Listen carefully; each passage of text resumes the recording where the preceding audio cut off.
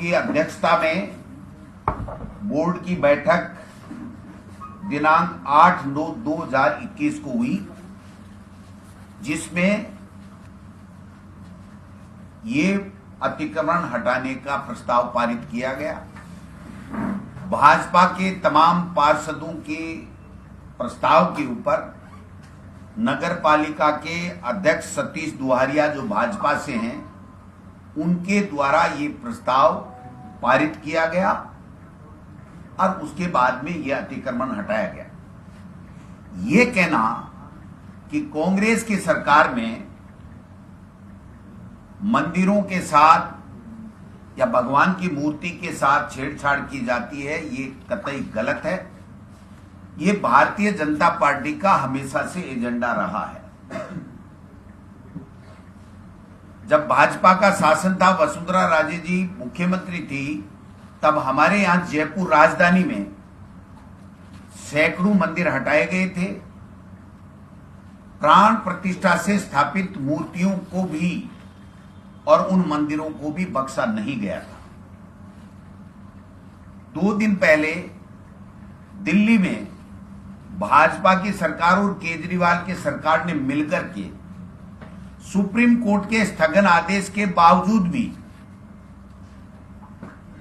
धार्मिक आस्था के केंद्र के साथ में उसके ऊपर बुलडोजर चलाया गया।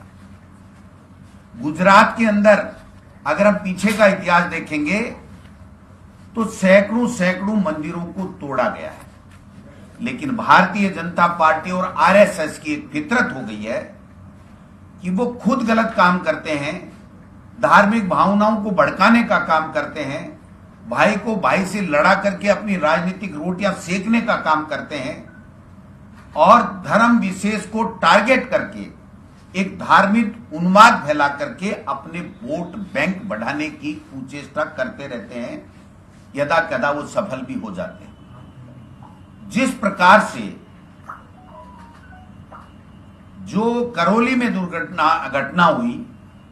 दुर्भाग्यपूर्ण है, लेकिन जिस प्रकार से धार्मिक उन्माद फैला करके धर्म संप्रदाय के लोगों को धार्मिक आधार के ऊपर, जाति विशेष के आधार के ऊपर, वर्ग विशेष के ऊपर बांट करके और अपनी राजनीतिक रोटियां सेकने की कुचेष्टा कर रहे हैं, ये वही लोग हैं। इनको जवाब देना चाहिए कि जब भारतीय जनता पार्टी का मंडल अध्यक्ष